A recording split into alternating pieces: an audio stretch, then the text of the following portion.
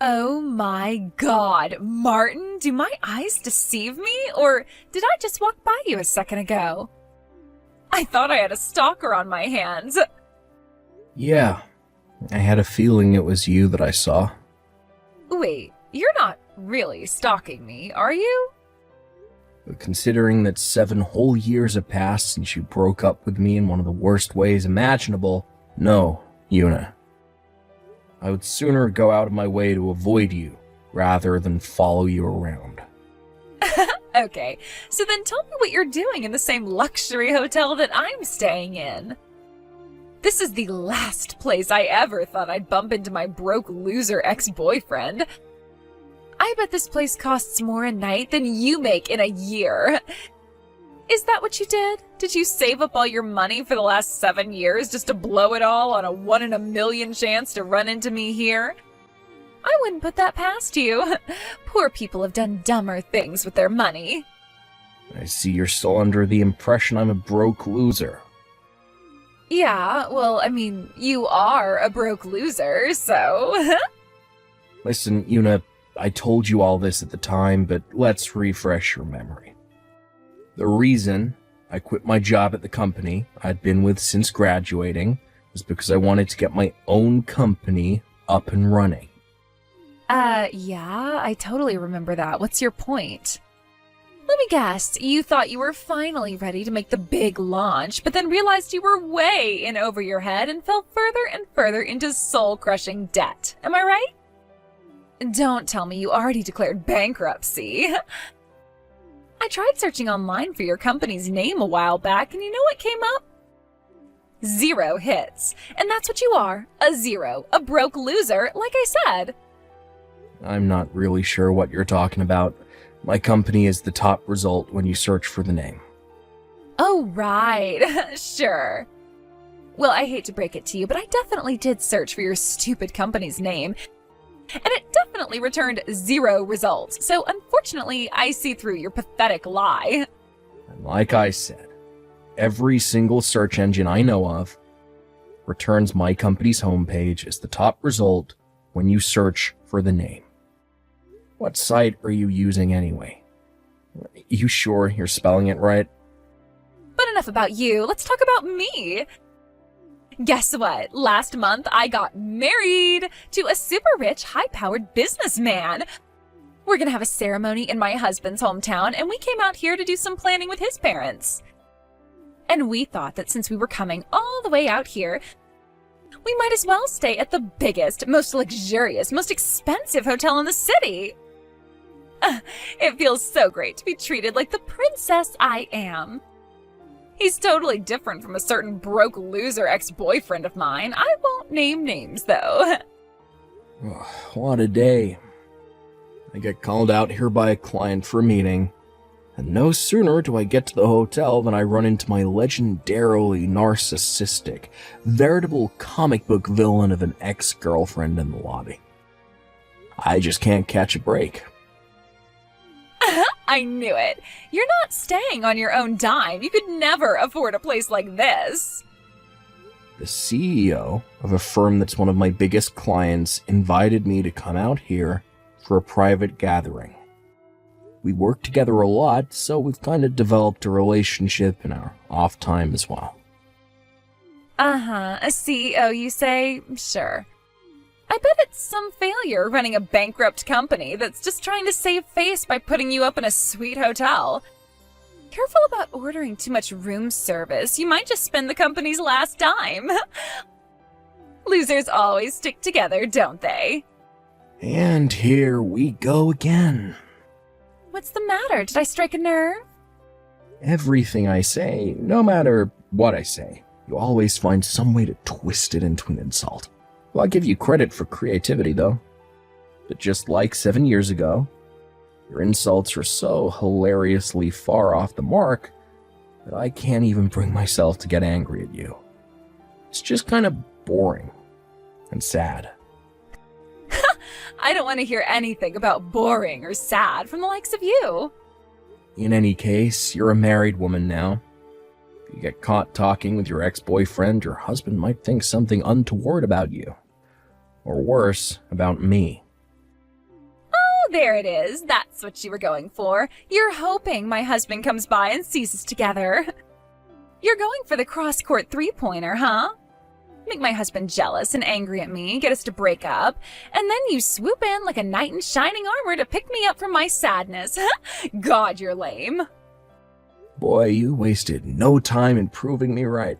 Once again. 10 out of 10 for creativity. Bravo. Using sarcasm to hide your depression? Lame!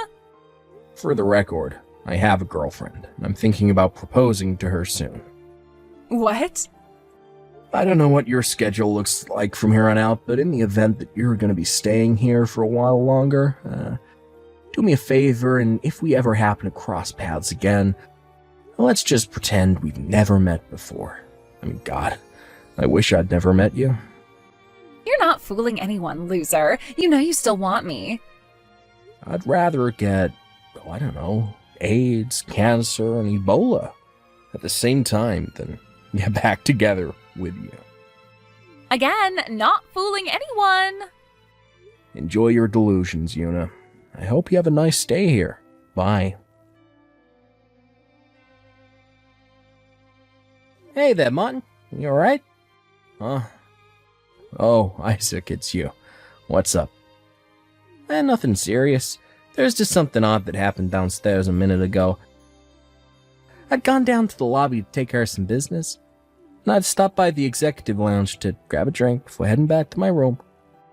And while I was there was this woman talking in a bizarrely loud voice, the guy who looked like he was probably her husband. She said she ran into a boyfriend from 7 years ago in the lobby, and when she started talking about where she first met that guy and everything, well, I was pretty sure that she was talking about you. Uh-oh. I thought, I don't know, maybe something bad had gone down with you, so I thought I'd text you, make sure you're okay. Let me guess, did this woman use the phrase broke loser a lot? Yeah, like every other sentence. It was kind of weird. I mean, all the other stuff like the university and time frame fits you to a T, but you're not a loser, and you're definitely not broke. That woman has an ability to get lost in her delusions like no one else I've ever met. In fact, the reason we broke up 7 years ago was precisely that. She couldn't get over her own delusions. She even just texted me, just now, to take the opportunity to call me a broke loser 4 times in as many minutes. Wait, you mean your old girlfriend still has your phone number? You didn't block her number? Well, we got a lot of common friends, so it's actually pretty hard for me to completely get rid of her. As for not blocking her, I don't know. I just felt like it would be safer for me to be able to keep tabs on what she's up to. Wow, well that's fantastically bad luck for you, man. And there's one more thing I wanted to ask. This ex-girlfriend of yours, do you know who her husband is? No, I don't. As a matter of fact, the first time I heard she was married, when she texted me to lord the fact over me just now, she said that she married a super rich, high-powered businessman, so I figured he must be some kind of big shot. Huh. Okay. Why'd you ask? You got a good look at his face. Anyone you know? Yeah, actually. It's probably been about 3 years or so since I've seen him, but I've definitely met him before. It's just, well, she said he was a high-powered businessman. Yeah. Gosh, shoot, I just saw the time. Look, we're about to be late for the reservation at the hotel diner. Oh, no, we better get going then. We'll continue this conversation over dinner, okay? Sure, sounds fine. I'm on my way. Hey there, Martin. What you up to right now? I'm up to anything that prevents me from speaking to you right now. Let me guess, you don't have enough money to pay for your room, so you're working it off in the kitchen? That's what you get for quitting a stable, high-paying job to start some stupid company on your own. I'd say you're making no more than $20,000 a year right now. Am I right? Who am I kidding? Of course I'm right. What kind of loser makes just 20 grand a year? That's not even poverty wages. That's like third world peasant wages. For the love of God, Yuna, could you possibly go one day without dragging me into some psychotic fantasy you have? Maybe I can get my husband to give you a job cleaning toilets at his office. Well, speaking of your husband, the CEO I told you about who invited me out here is named Isaac Treywell. You ever heard of him? He tells me he is actually familiar with your husband. Really? Is he the CEO of the company that cleans my husband's office? I'm gonna have to get my husband to change custodian companies. What kind of third-rate businessman doesn't come up and say hello to the people who pay his salary? No, that's not how they know each other. Actually, back before your husband went independent, he used to work at Isaac's company. What? Wait a minute, my husband's old company? But that company was one of the biggest in town. Not just in town, in the whole state. You know the CEO of that company?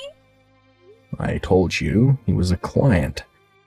I also heard that your husband is moving back to his old town. Well, that's news to me. Yeah? Well, Isaac seemed to know about it. It's a pretty small industry. It wouldn't take much time for news like that to make it from one CEO to another. But that's impossible. My husband's company headquarters is downtown. Well, yeah, for now. The word on the street is that he's closing that business down and going back to the city he was born in. What? Your husband's town is about 20 minutes from here by car, right? I don't get it. What are you trying to say? Wait, you really don't get it? Oh boy. Don't tell me he actually hasn't told you anything yet. Well, now that I think about it, he said something about buying a house out in the country and something about moving. I just thought he was going to get us a vacation house out on the lake or something where we could spend weekends and holidays. But we're going to be living there permanently? Oh, so it sounds like he has told you about what his plans are. Oh, looks like that delusional Ben of yours has come back around to bite you this time. You were so caught up in your fantasy life that you'd closed your eyes to reality. No, that can't be. But I wanted to be married to a high-powered businessman. What's going to happen to me now? I'd say you should probably talk to your husband about that. I'm just telling you the information that I got third hand from someone who heard it through the grapevine. No. I thought I had finally made it. I thought I was set for life. Okay, that's it. I'm divorced now. So we can get married anytime, Martin. Huh? After we ran into each other at the hotel, I did a little more digging into you. Turns out you were right. I wasn't spelling your company's name right. Don't know how I managed to get it that wrong, but whatever. That explains why I wasn't getting any hits when I searched for it online. Anyway, when I typed it in correctly, I couldn't believe it. Your company is the biggest in your industry. That's incredible. You're something else. I am so flattered that you would work so hard just to impress me. Huh? The problem is that I can't seem to find your current address. I've got the marriage certificate application all filled out except for that. So you can sign it after you give me a shipping address where I can send all my stuff to. Marriage certificate. Shipping address. That's right. As of today, we're moving in together. So what's your address? Yuna, I told you this back at the hotel. I'm seeing someone. We're pretty serious. What? We've been living together for 6 months now. In other words, I don't want you coming anywhere near my house. Oh. But come on now. You know that I'm way more of a woman than her, whoever she is. Well, for one, she doesn't fly off into bizarre delusions on a daily basis. And that alone puts her well ahead of you. Martin, you can't trust her. I know her type. All she's after is your wealth and status. She just wants to be married to a super rich, high-powered businessman. Boy, that phrase sounds really familiar. Right? She's a total psychopath, I can tell. Oh yeah? Well, she makes more money than me, though. She does? Remember the CEO I told you about before? Isaac? She's his younger sister. No way. Not only does she have a seat on the board at Isaac's company, but she's also a real estate investor on the side. Well, compared to her, I'm basically like the nighttime janitor at a convenience store. Wait, seriously?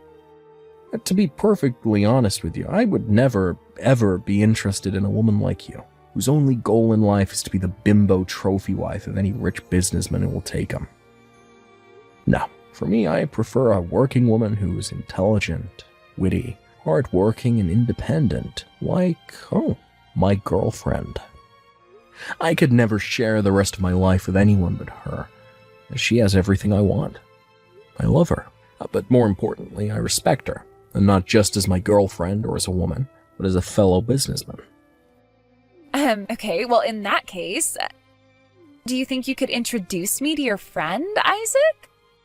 That's a joke, right? Nope.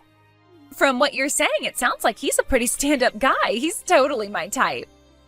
So can you give me his number? Isaac is married. Oh no, really? Yeah, and I've never met anyone who is more devoted to his wife than he is. He also has 2 kids, one in middle school and the other in elementary school. Sorry to say, but you're not going to have any luck with him. Damn it. Isn't there anyone else you can introduce me to? You have to know a bunch of CEOs. One of them has to be single, or at least open-minded. Not a chance. Please! No. Well, okay. That does it. That's all I can take from you. I'm never speaking to you again. Goodbye. Martin, don't go! Martin, answer the phone, please! I heard about what happened next from one of our mutual friends. Apparently, Una was so certain that she and I were going to get married that she told her husband that she would pay him off to let her go without a fight. She wasn't too concerned about the money since, again, she was positive that I was going to foot the bill for her.